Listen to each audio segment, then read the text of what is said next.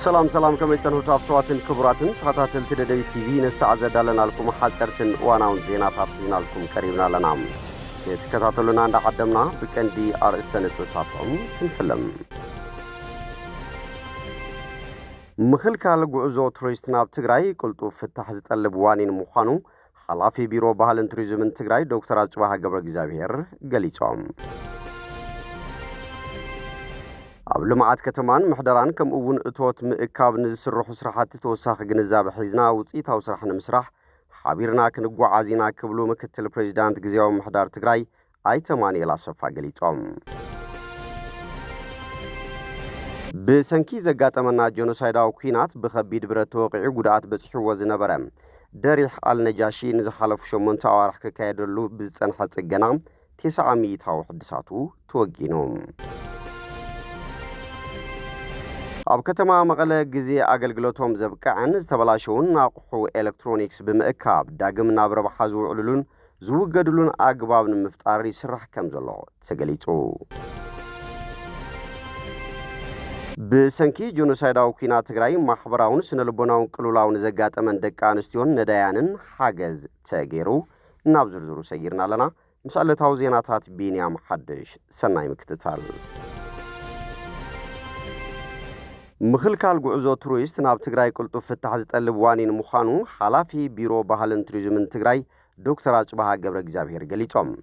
كابستوسنو معالتات مالتون كاب كلتا قنبوت كلتشن 17 جميرو ناب تقراي مقشا زقبرو ناي دقا ترويست كونه انكولاي ناي بروجيكت محازوت ناب تقراي كييقشو عمان قد دائر إثيوبيا يخلقلو كمزلو حبريتها كمزبت حميم دكتور أجباها قبر جزابير زقلتهم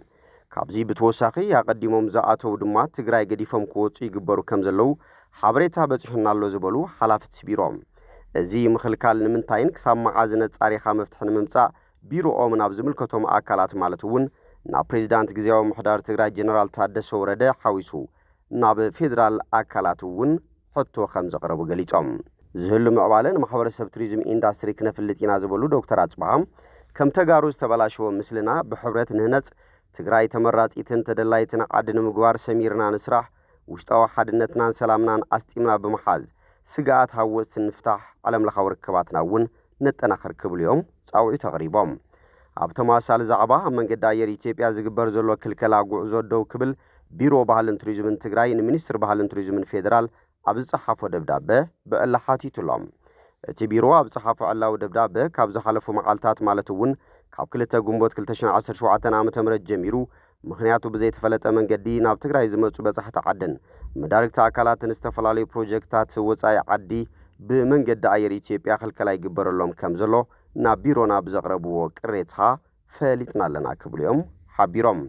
بحروع البريتوريا بكبير كونتات كوينام عودة توريزم تقراي كنن نغاقح مسلي تقراينا نمستقالن سلامن مرقان عاسيلو من اسي بعودة توريزم سرح كفترلون زتفلالي سرحاتي كنسرح سنحناينا الزبالة بيروم زتبلاشوا عودة توريزم بحبار نمهنات أو نسعر اللوان كم زبالة محزنن مورال هزب زتنكفن كمبون اتزد الله سلام من رقعان كيمت زقبر تقبار مخانو اتبيرو سميرو لهم بمخانو دما منستر بحالن توريزم فيدرال اتقود إذا صعب حدا قاب قمت بمتاو مزمل كتوم أكالات بمزراب هتو تفتح قبر اللي نتوع زبالة بيرو عبزقت عودة توريزم من نقاح بحبار نسرح زلنا دلو نتوون كنقلت نفوتو كبل قليت الله أبدب دابوم قبل ما عاد كتمان محضران كمون اتوت مئكاب نسر حسرحاتي توساخ جنزاب حيزنا وطيتا وسرحنا مسرح حبيرنا خنقو عازينا كبلو مكتل بريزيدانت جزيو محضار تقراي اي تماني لا صفا قليتهم زيز تبالا كتمان مغلب مدرخ متحبار كتماتات إثيوبيا عدالاونت أبزت خايدة عودة مصنعتن سلطانا عرس مركوسا ختماتات نيوم وانا دايركتر مدرخ متحبار كتماتات إثيوبيا ايت اندو عالم تيناو توارا داراينت كتماتاتن متأسارن معباي لمدتاتن مسفحان كونتات نبرتن محاش علمو يسرح كمزولا قليتهم نعبيت كتماتات اهقراون عالم لخاو لمدتاتن مسفح بتخرة سرح اللو زبولو ايت اندو عالم تيناو عبز حلف 13 عامتات تسفازبو سرحاتي كمستخايدون يحبروم عبتوت مئكاب عبيت سناي محدار حدشتن قلتو فناسار رحان متتاو عبستقبرت عريت صبو زبوها اللو تكم استرخبر ما قليتهم مدرخ متحبار كتماتات إثيوبيا يهبو زلو سلطنة تقام خمس خونة زغلصو أبت مدرخ استرخبو مكتل بريزيدانت غزيو محدار تግራይ ኣይተማኒ ላሰፋም ብፍላይ ድማ ብጽንተታው ኪናት ብዙሕ ነገር ሳዕነት ትግራይ ንተካይዶ ዳግመ ህንጸትን ሕዌትን ኣድላይ ምዃኑ እዮም ገሊጾም ኣብ ልምዓት ከተማን ምሕደራን ከምኡውን እቶት ምእካብ ንስርሑ ስራሕቲ ተወሳኺ ግንዛቤ ሒዝና ውፅኢታዊ ስራሕ ንምስራሕ ሓቢርና ክንጓዓዝ ኢና ክብሉ እውን ወሲኾም ትግራይ ከም ዝፍለጥ በቲ ኩናት ዓንያ እያ ዝበሉ ኣይተማኒ ላሰፋም ከተማታት ትግራይ ዓኔንን ህዝቢ ተጎዲዩ በዚ ምኽንያት ድማ ጠለብን ቀረብን ከም ዘይተመጣጠነ ገሊጾም ብምዃኑውን ካብ ስልጠና ብዙሕ ነገር ትጽቢት ከም ዝግበር እዮም ሓቢሮም ቀንዲ ዕላማትን ክልተ መዓልቲ ዝጸንሐ ስልጠናን ዓውደ መጽናዕትን ብከንቲባታት ዝመሓደራ ከተማታት ትግራይ ኣብ ዓርሰን ሙርከሳ ዝተመስረተ ኢኮኖሚያዊ ዕቤት ንኸመዝግባ ዝዓለመ እዩ ተባሂሉ ብሰንኪ ዘጋጠመ ጀኖሳይዳዊ ኩናት ብኸቢድ ብረት ተወቂዑ ጉድኣት በጽሕዎ ዝነበረ ደሪሕ አልነጃሺ ንዝሓለፉ 8 ኣዋርሕ ክካየደሉ ብጸንሐ ጽገና 900 ሕድሳቱ ተወጊኑሎም ኣብ ምሕዳር ወረዳ ክልተ ውላዕሎ ኣተሓባሪት ከይዲ ስራሕ ባህልን ቱሪዝምን ወይዘሮ ዛፉ ገብረስላሴ ከም ዝገለጾም እቲ ደሪሕ ብምትሕባር መንግስቲ ቱርክን ቲካ ዝተባሃለ ትካልን ብዝመደብዎ በጀት ተጠቒሞም ኮንትራክተራት ውሽጢ ዓዲ እውን ተሓዊሶሞ ከም ዝተሃነጸ ገሊጸን ብመሰረት እዚ ቁባ ሚናራን መዕረፋ ጋይሽን እቲ ደሪሕ ብኸቢድ ተጎዲኡ ዋላ እንተነበረ ብዝተቐመጠሉ ሰሌዳ ግዜ ዝበዝሕ ጽገኑ ተወጊኑ ከም ዘሎ ወይዘሮ ዛፉ ወረድየን ዝተረፈ ስራሕቲ እውን ኣብ ውሽጢ ሒደት መዓልታት ክውገን ትጽቢት ከም ዘሎን ጽሬት ጽገና ድማ ብሰሙያ ዩኒቨርሲቲ መቐለ በብብርኩ ዘሎ ኣካላት ኣመራርሓን ማሕበረሰብን እናተረጋገጸ ከም ዝመጸ ተዛሪበን ሎሚ ቀን ኣብ ከተማታት ውቕሮ ንኽኢላታት ሓለፍትን ባህልን ቱሪዝምን ወረዳታት ትግራይ ስልጠና ክህቡ ዝቐነዩ ሓላፊ ቢሮ ባህልን ቱሪዝምን ትግራይ ዶክተር አጽባሃ ገብረ እግዚአብሔር ከም ዝገለጽዎ ብሰንኪ ፖለቲካዊ ምትሕልላኽ እቲ ሃገር ሃወፅቲ ናብ ትግራይ ከይጓዓዙ ዝገብር ዘሎ ጎስጓስ ሚዛን ንምትሓዝን ንምፍኳስን ኣብ ኢትዮጵያ ዘለዉ ኣምባሳደራት ዝተፈላለዩ ሃገራት ብዝተወደበ መንገዲ ዑደት ናብ ትግራይ ኣብ ዝሓፀረ እዋን ከካይዱ ይስራሕ ምህላው ሓቢሮም ብሰንኪ ጆኖሳይዳዊ ኩናት ትግራይ ማሕበራውን ስነልቦናውን ቅልውላውን ዘጋጠመን ደቂ ኣንስትዮን ነዳያንን ሓገዝ ተገይሩ ኣብ ትግራይ ብዝነበረ ጽንተታዊ ኩናት ብርክዝ ዝበላ ደቂ ኣንስትዮን ኣረጋውያንን ህፃናትን ከቢድ ስነልቦናዊ ሓስያ ከም ዝበጽሖም ዝፍለጥ ኮይኑ ዛጊት ከምዚ ንዝበለ ስነልቦናዊ ቅልውላዊ ትኹረት ይውስራሕ ኣካል ብዙሕ ኣይረአን ኣብ ከተማ መቐለ ዝርከብ ማሕበር ተራድኦ ምስካየ ነዳያን ግን ብሰንኪ ጆኖሳይዳዊ ኩናት ትግራይ ዝተፈላለየ ማሕበራውን ስነልቦናውን ቅልውላውን ዘጋጠመን ደቂ ኣንስትዮን ነዳያንን ሓገዝ ከም ዝገበረ ተሓቢሮም ኣተሓባበርቲ ተሓገዝ ዝኾኑ ወገናት እቲ ማሕበር ዛጊት ዝሰርሖም ዘለዉ ስራሕቲ ኣዝዮም ኣገደስቲ ብምዃኖም ልዑል ምስጋና ብምቕራብ ተጋሩ ብፍላይ ኣብዚ እዋን እዚ ነንባዓልትና ምትሕጋዝ ባህሊ ክንገብሮ ከም ዝግባእን ዘየድሊ ወጻእታት ጌርካ መርዓን ካልኦት ውራያትን ካብ ምግባር ንተመዛበልትን ጽጉማት ወገናትን ምሕጋዝ ዝያዳ ስነልቦናዊ ዕግበት ከም ዝፈጥር ተዛሪቦም አባታችን ከምዚ ገይሮም ንዘነብ ዝነዋ አረጋውያን ከምዚ ገይሮም ነተሓባቢሮም ነዚ ሓደ ከምዚ ጸበል ዝገብር ይኹን ሓደ ዝክር ዝገብር ይኹን ምእንቲ ከምዚ ገይሮ ክፈልጠን ከምዚ ገይሩ ክመጽእ ሰብ ቤተሰብ ኩሉ ክፈልጦ እዚ ከተማ ዘሎ ሰብ ከምኡ ንምግባሮም ብጣዕሚ ደስ ይዝብል ደደቢት ሚድያ ከዓነ ናይ ኩሉ ናይ ህዝቢ መተሓባባሪ ጽጉም ዝኾነ ነገር ዘበለ እናተሓባበረ ዋና ነገር ንኣና ዝድግፍ ንኣና ዘብል ንህዝብ ዝድግፍ እዩ ዝተሓባበር ዘሎ በጣዕሚ ዝተሓባበር ዘሎ እሞ ኣምላኽ ደደቢትና ሚድያና የማዕብሎ ክበርትዑ እየኹም ብጣዕሚ ህዝቢ እውን ተሓጒሱልኩም እዩ ዘሎ ብጣዕሚ ተፍቲ ሚድያ ኣብ የለ ደደቢት ሚድያ እናበለ እዩ ዝጽበት ተፍቲ ሰዓታት ዝኾነ ኮይኑ መንግስቲ ንዓና ዝኾን መንግስቲ መራሒ እግዚአብሔር ሰላም ይሃበና እቲ መንግስትና እውን ቲ ሓድሽ መንግስቲ እንሄ መጽኡ ንህዝቢ ዝብል ንተፈናቀል ዘምልስ ንኩሉ ነገር ዘመዓራሪ ይግበረልና ብጣዕሚ ህዝቢ ተሸጊሉ ተጸጊሙ ዘሎ ሓደ ከምዚ ዝበላ እውን ምእንቲ ዘረደን ክረኽባ ከምዚ ገርኩም ናብዚ ንምምጻኹም ብክቡር አባታችን ብጣዕሚ ነመስግን ዘለና ዘሎ ወለደኛ ብጣዕሚ እስኻትኩም ከዓ ዕድመን ጥዕናን ይሃብኩም ቆጽልሉ ክብል እየ ቅዱስ ጳውሎስ እንትጽሕፍ እንተሎ እንታይ ይብል ጋሻሹ ምቕባል ኣይትረስዑ ገሻሹ ተቀቢሎም ሰባት ያው መላእክት ዝተቀበለለው ይብል እዚ ማለት ማለት እዩ ገሻሹ ወይም ነዳያን ክንብል ከለና ናይ ምድሪ ዝንቀሳቀሱ ደቂ ሰባት ማለት እዩ መስጂ ግን ተታሒዙ ናይ ብሉይ ኪዳን ተጠቃሲ ገይሩ ቅዱስ ጳውሎስ እንታይ ይብል እንተይፈለጡ መላእክት ዝተቀበለለው እዮም ሞ ነዳያን ተቀበሉ ይብል ቅዱስ ጳውሎስ በዚ ርእሱ እዚ እውን እዚ ማሕበር እዚ እውን ተቃቂሙ ዘሎ ንዘነዶታት ተጸገማ ረዳእ ዘይብለን ከም ክርስቲያናዊ ስነ ምግባር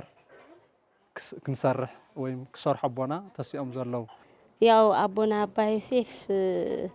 ብዝህም ዛይነት ስራሕቲ ብጣዕሚ እዮም ዝፍለጡ ንሕና እንደገና አቦና እዮም ናይ መንፈስ አቦና ማለት እዩ ብዙሓት ከማና ዘሉ ደቆም ሒዞም አፍቱ ችግር እዋን ማለት ውቃዓት ተብሉ ነበርሉ ግዜ ከምኡውን ነዳያን እቲ ናቶም አሰር ንሕና እውን ተኸቲልና ኢና ከም ንገብር ህዝበ ክርስቲያን ብዙሕ ጉዳይ ይገብር እዩ ንስጉኡ ብዙሕ ነገር ይድግስ እዩ ኣብ መንፈሳዊ ህይወት ዘሎ ኣረኣያ ግን ብጣዕሚ ዝተሓተ እዩና ኢንበለ ስጋ ይተቀውም ነፍስ ዝበሃል ንስጋና ብዙሕ ንፀሪና ብዙሕ ንደክሚና ንነፍስና ግን ሓንቲ መዓልቲ ኳስ ኣስተውዒለ ይፈልጥ ሃፍታም እዩ ብጣዕሚ ብዙሕ ማለት እዩ ንሕና ደኻታት ኢና ኦልሬዲ ብዘለትና ዓቕሚ ግን ኣብዛ በረከት እዚኣ ካብታ ዝተገበረት ፀበል ሒዝና መፂና ተኻፊልና ኣለና ማሕበር ሰብኣዊ ተራድኦ ብዙሕ ኣደታት እናጠወለ ይርከብ ናይ ደገ ኣደታት ኣልዒል ከምፅእ ንእሽተይ ዓቕሚ ይውሕደ እሞ ንእሽተይ ሓገዝ ንሓተሉ ተኣሽሙ መንገዲ እየ ክፈጥር መፅእ ኣነ ቢያንስ መናእሰይ ትግራይ መናእሰይ መቐለ ብቲክቶክ ማሕበር ሰብኣዊ ተራድኦ ምስካየን ነዳያን ልልኒኦ ቢያንስ ፎሎ ላግበርኩም ላብ ልሕግዝ ኣካል ክተውፅሕልና ንረኽቦ ሓይለ ቃል ደሞ ወንጌል ማቴዎስ ምዕራፍ 5 ብፁዓን ነዳያን በመንፈስ እስመ ሎሙ ይእቲ መንግስተ ሰማያት በመንፈስ ነዳያን ድኻታ ዝኾኑ ብፁዓን እዮም መንግስተ ሰማያት ደሞ ንኣቶም እያ ይብል እዝና እግዚአብሔር ቃል እዩ ብህልና በአይሙሮ በእውቀት እዚኣቶም ሰማይ ምድር ዝተፈጠረ ንመኒ ናና የተፈጠሩ ግን እዚኣቶም ሁሉ ይቅረየና ኢሎም ሁሉ ይቅረየና እናሃለየስ በቃ ከምዘየለ ኢሎም እናሃለዮም አውገዞም እናሃለዮም ሁሉ እናሃለየ ግን በቃ ሁሉ እግዚአብሔር ናና ይሁንና ምድሩ ግን እናሃለየ ግን ሁሉ ምድር እናሃለየ ግን ይቅረየና ና መንፈስ ይሕሸና ና እግዚአብሔር ቃል ረጭ ቃል ይሕሸና ኢሎም በመንፈስ ዝኸዱ ብፁዓን እዮም መንግስተ ሰማያት ደሞ ንኣቶም እያ ይብለና እዚ በእውነት ኣነ ላው ዝትመጽ ተለኹ ምንም ኣፍታ ደገስ ነዳያን ያትል ተጻሒፋ ዘላ ማለት ብጣዕሚ ደስ ይብል በቃ ሰው ሁሉስ ክጎይ ያለው ወላዚ አተኻባሪ ማሕበር ተራድኦ ምስካየ ነዳያን ዝኾኑ አባ ዮሴፍ ተኽላይ ምስ ናይ ሃይማኖት ደቆም ብሓባር ብምዃን ብፍላይ ብሰንኪ ጀኖሳይዳዊ ኩናት ኣእምራዊ ፀገም ዘጋጠመን ደቂ ኣንስትዮን ኣረጋውያንን ኣብ ምሕብሓብ ከም ዝርከብ ገሊፆም እግዚአብሔር ኣምላኽ ቀዝቃዛ ማይ ዝሃበ ብሓደ ጻድቕ ስም ቀዝቃዛ ማይ ኳ ዝሃበስ ሓንቲ ዋንጫ መስተይት ማይ ዝሃበ ኩሉ እግዚአብሔር ኣምላኽ ቅበሎ እዩ ይብል ታኡ ኣብቲ ወንጀል ኩሉ ይታይለና ዘሎ مع طمي وليعخمني طمي أستيخمني أتم فتواتي كل تلا معذر إنا كطمي إخا معذر طمي إنا طمي إخا خبل إنا كان معذر كل وانت لو تفتم من اشتيات نحدث جوركم له نعي غيركم لي مالتيو تفتم من اشتيات نحدث جوركم له نعي غيركم لي مالتيو ويبلت مدح سلازي سخاتمه لي وي بزي حكم تعريفكم انت كونس ننفسنا ناقده نسرح لنا ننفسنا تطقمنا እግዚአብሔር ተነደታት ጠዋሪ ዘይብለን ፈቀዱ ዝነራ እሞ استطعنا نطعنا ጉዳይ ዘሎ ፀገም ኩሉ ኣብ ኸይድና ተዘኪርና እቶም ሕዋትና ደቀና ሕዋትና መምሃራን ሁለይ ኣብዚ መጽኦም ወደ ሰማርያ ሙሉእ ወደ ሰማርያ ተደጊም ኩሉ ናይ 7 ዕለታት ተደጊሙስ አንቀጽ ብርሃን ተደጊሙስ ያው በደንብ ተጸልዩ ኩሉ ጸሎት ድማ መንገ ይሕወሎ ንስኻትኩም ረኺብኩም ኣለኹም ማለት እዩ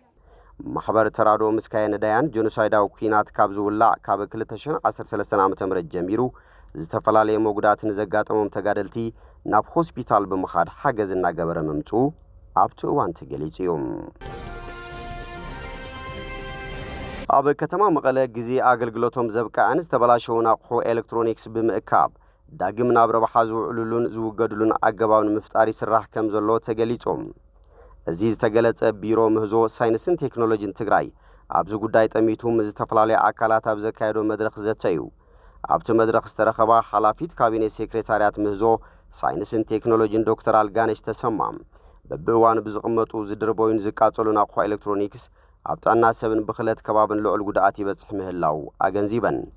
ዝማዕበል ሃገራት ኣብ ምሕደራ ዝተበላሸውን ኣገልግሎቶም ዝወዱን ኣቑሑ ኤሌክትሮኒክስ ሕግን ደንብን ወፂሉ ከም ስራሕ ዝገለጸ ዶክተር ኣልጋነሽ ከም ትግራይ ኣብዚ ጉዳይ ተሓባቢርና ክንሰርሖ ዘለና ስራሕ ክንሰርሕ ይግባእ ኢለን ምክትል ሓላፊ ቢሮ ምህዞ ሳይንስን ቴክኖሎጂን ትግራይ ዶክተር ገብረ መስቀል ገብረ ማርያም ከም ሕብረተሰብ ግዜ ኣገልግሎቶም ዘብቃዕን ዝተበላሸውን ኣቑሑ ኤሌክትሮኒክስ ኣብ ገዛ ናይ ምቕማጥ ልምዲ ከም ዘለና እዮም ገሊጾም እዚ ድማ ኣብ ልዕሊ ኣዴታት ህጻናት ከምኡውን ካልኦት ክፋላት ሕብረተሰብ ከም ነርቭ ካንሰርን ዝተፈላለዩ ሕማማት ክመጹ ዝገብር ምዃኑ ኣመላኺቶም ዶክተር ገብረ መስቀል ግዜ ኣገልግሎቶም ዘብቃዕን ዝተበላሸውን ኣቑሑ ኤሌክትሮኒክስ ኣብ ገዛ ካብ ምቕማጥ ካብ ምጉሓፍን ምቅጻልን ክንጥንቀቕ ከም ዝግባእ ድማ ኣገንዚቦም ኣካየዲ ስራሕ ሃጂን ሂድን ሊቭስ ፊልሞን ቴድሮስ ትትካል ኣብ ምሕዳስን ምውጋድን ግዜ ኣገልግሎቶም ዘብቃዕን ዝተበላሸውን ኣቑሑ ኤሌክትሮኒክስ ይሰርሕ ከም ዘሎ ገሊጾም